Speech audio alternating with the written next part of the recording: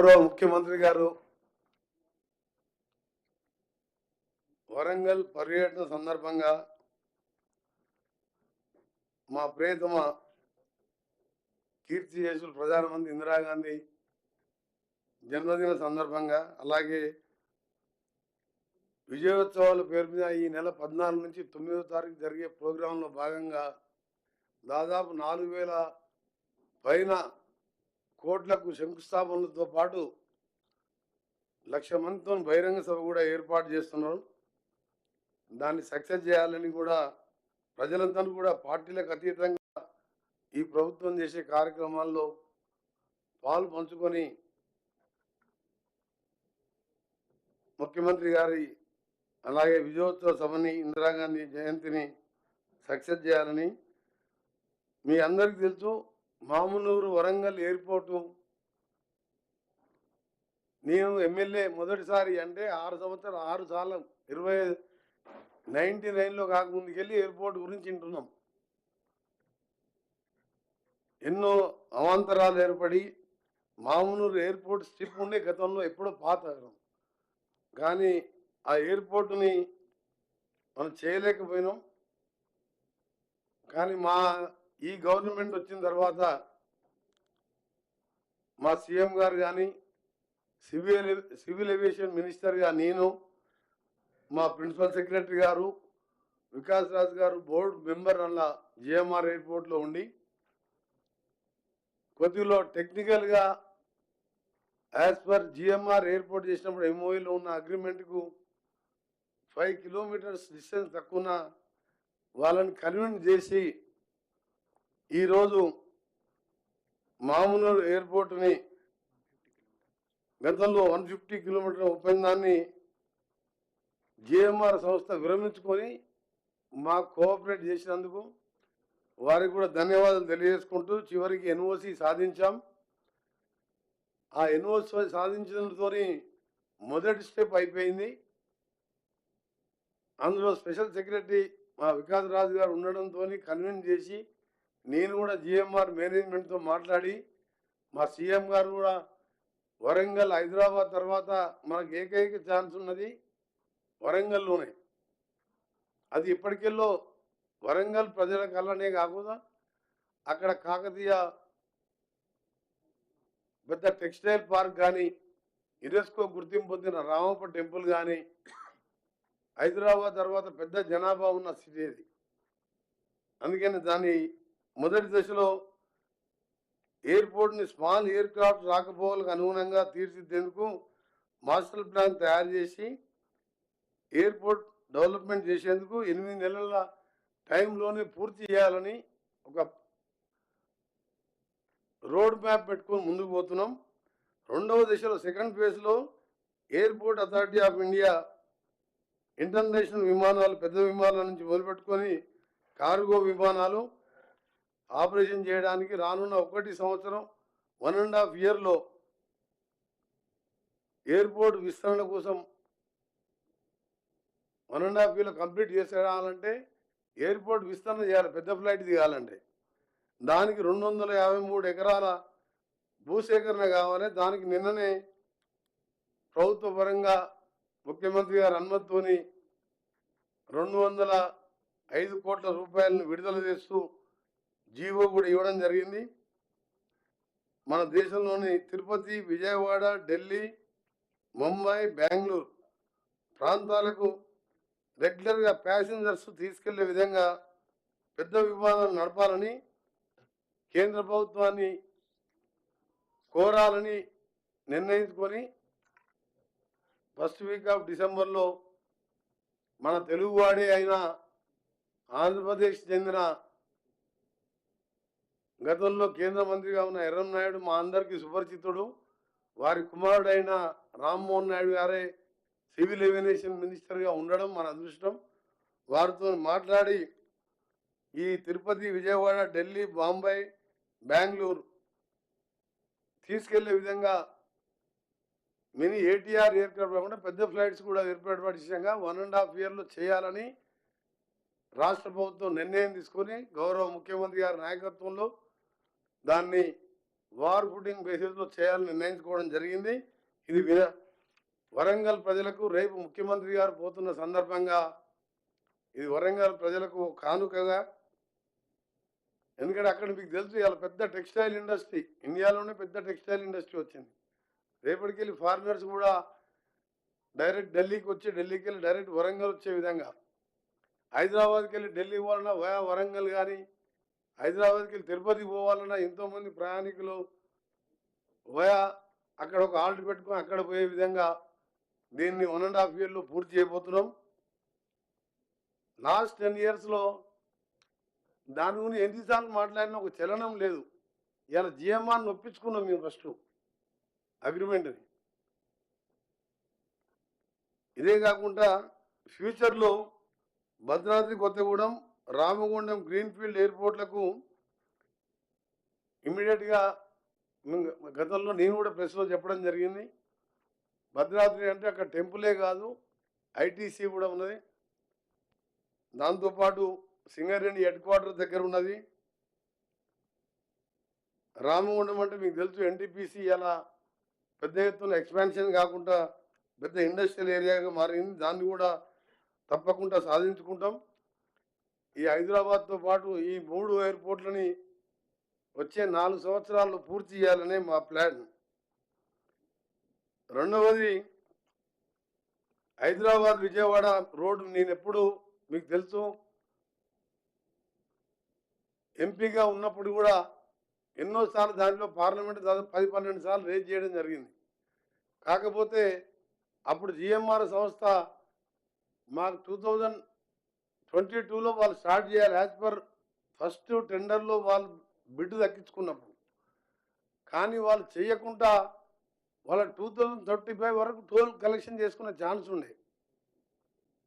వాళ్ళు ఏం చేసిందంటే మాకు 2 రాష్ట్రాలు విడిపోయినాయి కాబట్టి మాకు నష్టం వచ్చింది, మేము చేయమని చెప్తే అప్పుడు గడ్కరీ గారి దగ్గర, ప్రైమ్ మినిస్టర్ దగ్గర, పార్లమెంట్లో పలు అకేషన్స్లో, క్వశ్చన్ అవర్లో, డిబేట్లో మినిస్టర్ గారిని, ప్రైమ్ మినిస్టర్ కలిసి దాన్ని ఒప్పించడానికి ప్రయత్నం చేస్తే వారు ఒప్పుకోకపోతే నేను ఆర్ఎన్బి మినిస్టర్ అయిన తర్వాత దాన్ని వారికి కంపెన్సేషన్ ఇచ్చి జిఎంఆర్ని మొత్తం క్లోజ్ చేపించి నేషనల్ హైవే ద్వారా ఇప్పుడు టోల్ కలెక్ట్ చేస్తున్నాం. దాన్ని ఇప్పుడు డిపిఆర్ ఇచ్చి 6 లేన్గా ఆల్రెడీ అప్పుడే మేము ల్యాండ్ 6 లేన్గా అక్విజిషన్ చేసి పెట్టాం. డిపిఆర్ కన్సల్టెన్సీ ఇప్పుడు నడుస్తున్నది. వాళ్ళు డిసెంబర్ ఎండింగ్ గారు జనవరి మొదటి వారంలో ఇయ్యగానే టెండర్లు పిలిచి 6 లేన్గా మొదట చేయాలని చాలా సీరియస్గా పెట్టుకున్నాం. మా టార్గెట్ ఎందుకంటే మేము రోజు ఆ రోడ్లో పోతున్నాం, భువనగిరి, సూర్యాపేట, కోదాడు వరకు విపరీతమైన ట్రాఫిక్ 2 రాష్ట్రాలు అయినాక. దాన్ని వాళ్ళు ఎంత పట్టుబట్టినట్టే జిఎంఆర్ వాళ్ళు హైకోర్టులో ఆర్బిట్రేషన్ ఎక్కువ చేయాలి. కానీ దాన్ని గడ్కరీ గారు కూడా బాగా సహకరించి వెంటనే వారిని ఒక అమౌంట్ సెటిల్ చేసి క్లోజ్ చేసి అలా ఫిబ్రవరి వరకల్లా 6 లేన్ స్టార్ట్ చేసే విధంగా అన్నీ కూడా పూర్తయ్యే స్టేజ్లో, డిపిఆర్ పూర్తయ్యే స్టేజ్లో ఉన్నది. ఇంకా హైదరాబాద్కు సంబంధించిన పోయిన గవర్నమెంట్ చేసిన ఘనకార్యాల గురించి చెప్పాలంటే, హైదరాబాద్కు తెలుసు మీరు ఉప్పల్ అంటే మన మెట్రో స్టేషన్ డిపో, అది అటు పోతే LB Nagar, Kamineni, Vijayawada highway left side వస్తే సికింద్రాబాద్, రైట్కి పోతే వరంగల్, యాదగిరిగుట్ట, భువనగిరి, అదే హబ్, అది పెద్ద బిజీ షెడ్. అటు షామీర్పేట కానీ అవుటర్ రింగ్ రోడ్ ఎక్కే కానీ దాన్ని 2018లో పోయిన గవర్నమెంట్ శంకుస్థాపన చేసి ఇప్పటికి 30% వర్క్ చేసిండ్రు. మేము 11 నెలలకెళ్ళి మేము మా సెక్రటరీ గారు దాన్ని ఎప్పుడెప్పుడు ఫాలోఅప్ చేసుకుంటూ కింద లేయర్ వర్క్ స్టార్ట్ చేసుకుంటూ పైన కాంట్రాక్టర్ చేస్తాడా లేదా ఆలోచించి కేంద్రంలో ఎన్హెచ్ఏ వాళ్ళతో మాట్లాడి దగ్గర దగ్గర స్లాబ్స్ తప్ప పిల్లర్స్ అన్ని పూర్తి చేసినాం. 1-2 పిల్లర్స్ మిగిలినాయి. దాదాపు 50% పూర్తి అయింది. దాన్ని ఉప్పల్ చౌరస్తా నుంచి CPRI central power research institute Narapally వరకు ఆ విలేజ్ వరకు ఉన్నది. మేడిపల్లి నుంచి సిపిఆర్ఐ వరకు ఫ్లైఓవర్ నిర్మాణం దగ్గర దగ్గర పూర్తి కావచ్చింది. ఇంకా 5 కిలోమీటర్లకు బ్యాలెన్స్ ఉన్నది. దాంట్లో 1.5 కిలోమీటర్స్ కూడా పూర్తి కావడం దగ్గరికి వచ్చింది. ఉప్పల్ నుంచి మేడిపల్లి వరకు ఫ్లైఓవర్ పూర్తి కావడానికి మ్యాక్సిమంలో 1.5 ఇయర్ లోపే. అక్కడ ప్రజలందరూ కూడా ఎప్పుడు పోయినా అడుగుతుంటారు. ఇప్పుడు కూడా నేను అక్కడి నుంచే వచ్చిన, భువనగిరి ఆలేరు పోయి అక్కడి నుంచే వచ్చి నేను. ఎంత రష్ ఉంటుంది అంటే ఎందుకు చెప్తున్నా అంటే ఇదంతా ఇవాళ మన చేతిలో ఉన్న పని. ఇవాళ మేము మూసీ లాంటి పెద్ద కార్యక్రమాన్ని పెట్టుకొని పోతున్నాం. ఈ చేతిలో ఉన్న పనులు చేసి ప్రజలని నానా ఇబ్బంది పెట్టి వర్షం పెడితే ఈ ఫ్లైఓవర్ కింద గుంతలలో పడి ఎంతోమంది చనిపోయినారు. మేము మా స్పెషల్ సెక్రటరీ గారు మా ఇంజనీర్లం పోయి 6 మాసాల క్రితం కింద సీసీ రోడ్ వేయించినాం. ఫస్ట్ ఆ కాంట్రాక్టర్ చేయలేకపోతే ఆయన పేరు మీద తీసేపించి ఎస్క్రూ అకౌంట్ ద్వారా వేరే సబ్ కాంట్రాక్టర్ పెట్టి ఇవాళ ఆల్టర్నేట్గా ఆలోచించి నెక్స్ట్ మంత్ ఫస్ట్ స్లాబ్ వేస్తున్నాం. అంటే హైదరాబాద్ స్టేట్ క్యాపిటలే కాదు, విశ్వనగరం అని చెప్పుకునే మనం ఇక్కడ ఉన్న పాలించే పాలకులు కానీ, మినిస్టర్స్ కానీ, సీఎం కానీ ఇలాంటి కార్యక్రమాలని, ఇది వరంగల్ పోయే రోడ్డు. ఎందుకు చెప్తున్నా అంటే రేపు సీఎం గారి పర్యటన వరంగల్ ఉంది కాబట్టి వరంగల్ ప్రజలకు కూడా తెలవాలి. వాళ్ళు 7 ఏళ్ళలో చేయలేని మేము 2 ఇయర్స్ లోప ఈ ఫ్లైఓవర్ని కంప్లీట్ చేపించి ఉప్పల్ నుంచి మీరు వరంగల్కు 2 అవర్స్ లోపే పోయేటట్టు ఏర్పాటు చేస్తున్నాం. ఇది ఒక శుభవార్త. దీన్ని కూడా మా డిపార్ట్మెంటు మాకు ఎందుకంటే మధ్యలో 8 నెలల సమయం దొరికింది. 3 మాసాలు ఎలక్షన్ కోడ్లో రివ్యూ చేసుకోక ఆ తర్వాత మా స్పెషల్ చీఫ్ సెక్రటరీ గారు, స్పెషల్ సెక్రటరీ గారు, మా సిఈ గారు, మా ఆఫీసర్ ఈఎన్సీస్, కొత్తగా 156 మంది ఏఈలు వచ్చిన మాకు వారందరి సహకారంతో ఈరోజు ఆర్ఎండ్బి డిపార్ట్మెంటే కాదు, సివిల్ ఏవియేషన్ డిపార్ట్మెంట్ శాఖ మంత్రిగా ఇవన్నీ ప్లాన్ చేసుకుంటూ మీ అందరు ఎదురు చూస్తున్న రీజనల్ లింక్ రోడ్ ఎప్పుడు అనౌన్స్ అయిందంటే ఇది 2018లో అనౌన్స్ చేసిన క్యాబినెట్ తీర్మానం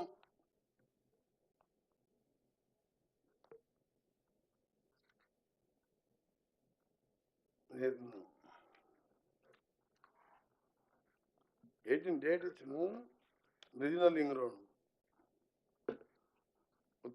నార్థన్ 2016 ఇన్ ప్రిన్సిపల్. అంటే ఇప్పుడు మనం ఏ స్టేజ్లో ఉన్నా ఒకసారి మనం ఆలోచించుకోవాలి. ల్యాండ్ ఎక్వేషన్ అలైన్మెంట్ లాగా మారుతి దాని గురించి ఒక ఫిక్స్ చేసి మళ్ళీ నార్థన్ పార్ట్ని సంబంధించి ఏ కార్యక్రమం చేయలే.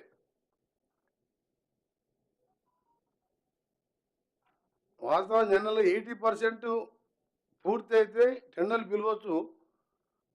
నేషనల్ హైవే వాళ్ళు ఏంటంటే టెండర్లు పిలవాలి. ఎందుకంటే భూసేక ల్యాండ్ ఎకరం సంబంధించి పరిహారం వాళ్ళకి ఫైనల్ చేయలే, ఎంత ఎకరం ఏం సంగతి అని. ఫైల్ వీళ్ళ దగ్గరనే పెట్టుకున్నారు. వీళ్ళు పంపించిన కానీ వాళ్ళు ఎవరు పర్సూ చేయలే. వీళ్ళు అప్పుడు చూసాను కదా మీరు, మాకు కేంద్రంతో పనే లేదు, మాకు కేంద్రం వాళ్ళు డబ్బులు ఇచ్చే అవసరం ఏంది మాకని ఇలా రకరకాల మాట్లాడి, కేంద్రం రాష్ట్రం అనేది కలిసి ఉండి కేంద్రం పైసలైనా రాష్ట్రాలకు వెళ్ళిపోయే పైసలే కేంద్రం పైసలు. 2016లో అనౌన్స్ చేస్తే రీజనల్ లింక్ రోడ్ గురించి ఏం పట్టించుకోకుండా ఈరోజు బ్రహ్మాండంగా అది వచ్చి ఉంటే ఇంకా హైదరాబాద్ ఇంకా ఎక్స్పాన్షన్ అయ్యి ఇండస్ట్రియల్గా రియల్ ఎస్టేట్తో పాటు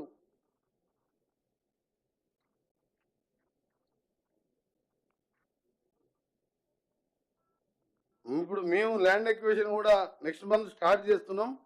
దాన్ని కూడా ముఖ్యమంత్రి గారు ఎక్కడ కూడా రైతులను ఇబ్బంది పెట్టకుండా ఒక హ్యుమానిటీ గ్రౌండ్లో మానవీయ కోణంలో ల్యాండ్ ఎక్విజిషన్ చేయాలని మా డిపార్ట్మెంట్ వారికి ఆదేశాలు ఇవ్వడం జరిగింది. దానికి సంబంధించి ఎన్హెచ్కి పూర్తి ఇన్ఫర్మేషను వారికి కావాల్సిన కోఆపరేషన్ కూడా అందించుకుంటూ ప్రాజెక్టు నిర్మాణాన్ని కూడా వేగవంతం చేయాలని డిసైడ్ చేయడం జరిగింది. Regional ring road northern part కోసము 1895 హెక్టార్ల భూమిని ఇప్పటివరకు చేయవలసి ఉండగా ఇప్పటిదాకా 1862 హెక్టార్ల భూమి కొరం 3D నోటిఫికేషన్ జారీ చేయడం జరిగింది. మీకు అన్ని డీటెయిల్ ఇస్తాం. ఇదంతా కూడా ట్రాన్స్పరెంట్గా చేస్తున్నాం. అందులో 1320 హెక్టార్లకు డ్రాఫ్ట్ అవార్డులు ప్రిపరేషన్ జరిగింది. మరియు 427 హెక్టార్ల భూమికి అవార్డు ఎంక్వైరీ జరుగుతున్నది. 94 హెక్టార్ల భూమి వివిధ దశల్లో కోర్టు కేసులో ఉన్నది. ఇవన్నీ ఎందుకు చెప్తున్నామంటే ఒక ప్లాన్ ప్రకారం హైదరాబాద్ సిటీని గతంలో ఓఆర్ఆర్ కాంగ్రెస్ పార్టీ 2004లో పేపర్కే పరిమితం అయితే దాన్ని ఏ విధంగా వార్ ఫుటింగ్లో పూర్తి చేసి అదే ఏరియాలో ఎయిర్పోర్ట్ నిర్మించి దాని పక్కనే కోకాపేట్ ఎస్సీజెడ్ కానీ పక్కకే ఫైనాన్షియల్ డిస్ట్రిక్ట్ నిర్మించి ఇలా హైదరాబాద్ని ఒక వరల్డ్ మ్యాప్లో ఉంటుందంటే అప్పటి ఓఆర్ఆర్ ఇవాళ మళ్ళీ ఈ రీజనల్ రింగ్ రోడ్డు మరొక సూపర్ గేమ్ చేంజర్గా హైదరాబాద్ని అన్ని విధాల ముందుకు తీసుకునే విధంగా ఈ కార్యక్రమాలన్నీ కూడా స్పీడప్ చేయాలని నిర్ణయించుకున్నాం. అలా మీరు చూసిందో అలా ఎయిర్పోర్ట్ కానివ్వండి, హైదరాబాద్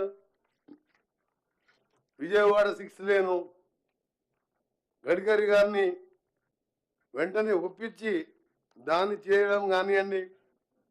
ఇంకొకటి మన శ్రీశైలంకు ఈ ఆర్ఓపి పెట్టలే ఎలివేటెడ్ కారిడార్ శ్రీశైలంకి మనం పోయే రోడ్డుని రిజర్వ్ ఫారెస్ట్ గుండా పోతుంటే సీఎం గారు నేను ప్రైమ్ మినిస్టర్ మన గడ్కరీ గారిని కలిసినప్పుడు అక్కడ మాకు ఎలివేటెడ్ కారిడార్ కావాలి అని చెప్తే 62 కిలోమీటర్స్ని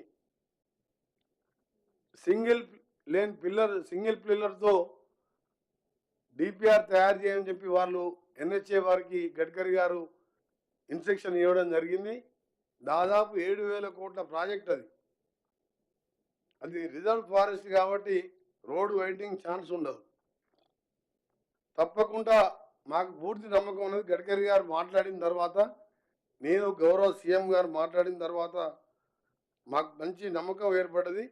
దాన్ని కూడా ఒక సంవత్సరం లోపు డిపిఆర్ పూర్తి చేపించి శాంక్షన్ చేపిస్తే ఇటు రాయలసీమ ఆంధ్ర పోయే వాళ్ళకు కూడా షార్ట్ కట్ అవడే కాకుండా గతంలో ఛత్రపతి శివాజీ మహారాజ్ శ్రీశైలం రావాలంటే గుర్రం మీద ఆ రేడియాలు పోతున్నాయి. దానికి చరిత్ర ఉన్నది ఆ రోడ్డుకు. అందుకనే దాన్ని మేము కూడా ఏం చేసినామంటే మాకు ఒక షార్ట్ కట్టే కాకుండా శ్రీశైలం వెళ్ళే భక్తులకు కూడా ఈ రోజుల్లో చూస్తున్న తిరుపతి తర్వాత శ్రీశైలం ఎక్కువ పెరిగింది రష్.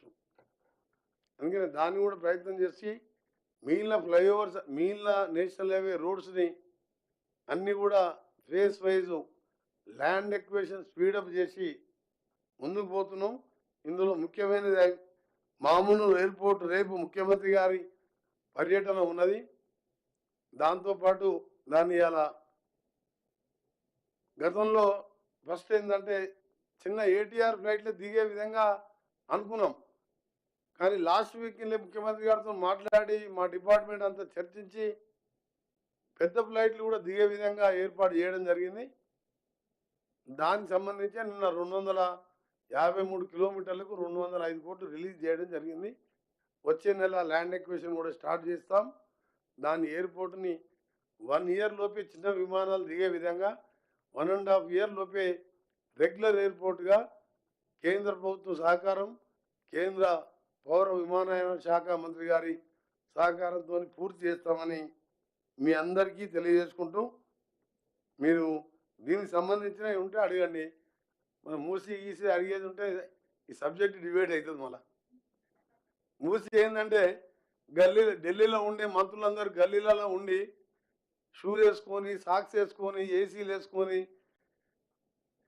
దోమలు రాకుండా మస్కిటో ఆయిల్ పెట్టుకొని, వాళ్ళ గురించి మీరు టైం వేస్ట్, మీరు అడగడం వేస్ట్, నేను చెప్పడం వేస్ట్. నెలల 4-5 సార్లు సొంత స్టేట్కి వచ్చిపోతారు, సొంత కాన్ఫరెన్స్కి వచ్చిపోతారు. నెలలో 3 రోజులు ఢిల్లీలో, 27 రోజులు హైదరాబాద్లో. అంటే దేశానికి మినిస్టర్లా, మూసిని అడ్డుకుంటానికి మినిస్టర్లా వీళ్ళు. ఒక్కసారి వచ్చి నల్గొండ జిల్లాలో ఏదన్నా ఒక ఊర్లో పండుకొని పొద్దున కాళ్ళు చేతులు క్షేమంగా తీసుకొని రమ్మని చెప్పండి, నేను ఒప్పుకుంటాను. ఏదో వాళ్ళ ప్రాంతం, గతంలో వాళ్ళ ఎమ్మెల్యే ఉన్న ఏరియా కిషన్ రెడ్డి గారు అక్కడక్కడ సిటీలో వాళ్ళకున్న సంబంధాలు బీజేపీ కొద్దిగా ఉన్నది కాబట్టి ఆ ఏరియాలో బతికింది. కానీ నల్గొండ జిల్లాలో ఏ ఊరన్నా తీసుకోండి, భువనగిరి నుంచి మన సీఎం గారు సంఘం పోయింది కదా, సంఘంకి వెళ్ళి దామరచెల్ల వరకు పండుకొని క్షేమంగా హైదరాబాద్ రమ్మని చెప్పండి. వస్తారో కృష్ణాలో పడేస్తారో మూసిలో పడేస్తారో మాకు తెలియదు. ఈ పోయిన వాళ్ళందరినీ మూసిలు ఎత్తేస్తారు వాళ్ళు. ఎందుకంటే ఆ ప్రాంతంలో పుట్టి పెరిగిన వానిగా ఇప్పుడు కూడా పోయేస్తున్నా భువనగిరికి, ఆలేరుకు. మీకు దండం పెడతాను సార్, బీజేపీ వాళ్ళు బీఆర్ఎస్ వాళ్ళు పనిలేక వరులుతున్నారు, ఎట్లన్నా చేసి మూసిని క్లీన్ చేయండి సార్, మేము బతికే ప్రసక్తే లేదని చెప్తున్నాం. అంటే వీళ్ళు మానవత్వం ఉన్న మనుషులా? ఈ పార్టీలలో రాజకీయాలకు ఎందుకు వచ్చిన వీళ్ళు? ఎప్పుడు రాజకీయాలే కావాలా? ఆయన కిషన్ రెడ్డి గారు central cabinet minister for minds and, అంటే ఎంత పెద్ద డిపార్ట్మెంట్ అది, ఆల్మోస్ట్ 1 లక్షల కోట్ల బడ్జెట్ ఉండే డిపార్ట్మెంట్. నేను 2 నెలలకెళ్ళి అబ్జర్వ్ చేస్తున్నా, ఎప్పుడూ హైదరాబాద్ గల్లీలనే ఉంటుండు. అదే మరి అందుకే మంత్రి పదవి వదిలిపెట్టుకొని మూసిలో పండుకోమని చెప్పు. మైన్స్ అంటే ఇవాళ వేరే దేశాలకి తీసుకొచ్చుకుంటున్నాం మైన్స్. మనం సింగరేణి నష్టాలలో ఉన్నది, సింగరేణి ఎట్లా బయటపడాలని ఆలోచించి ఒక్కసారన్నా సింగరేణి మీద ఆఫీస్ పోయి రివ్యూ చేసిండా? ఒక్కసారన్నా సింగరేణికి రివ్యూ చేసిండా? హోమ్ మినిస్టర్ గారు శాంతి భద్రతల మీద ఎప్పుడైనా రివ్యూ చేసిండ్రా? మణిపూర్లో ఏం జరుగుతున్నది? బండి సంజయ్ గారు అక్కడ వెళ్ళి చూడొచ్చు కదా. అమిత్ షా గారు అంటే ఎలక్షన్ ప్రచారం ఉన్నాడు, మోడీ గారు అంటే విదేశాలలో చాలా బిజీగా ఉన్నాడు. హోమ్ మినిస్టర్ గారు సహాయ మంత్రి బండి సంజయ్ అక్కడ రివ్యూ చేసుకుంటే బాగుంటుంది కదా. మూసి కట్టొద్దు చెప్తున్నా, వాళ్ళ ప్లాన్ ఏంటంటే మూసి కట్టొద్దు, ఏం పని చేయొద్దు, రుణమాఫీ చేసినది చెప్పరు, వాళ్ళు చేయలేదంటారు. 22 లక్షల మంది 18,000 కోట్లు తీసుకున్నారు. మీరందరూ సాక్ష్యమే కదా. మీ అందరు కూడా గ్యాస్ 500 రూపాయలకే వస్తుంది ప్రెస్ రిపోర్టర్లకు. మరి మీకు వస్తుంది, ఎవరికి వస్తలేదా? అంటే మీరు అందరు కరోడ్ పోతుంది, ఎంత క్యాష్ పార్టీలే మీరు. వచ్చిందా నీకు?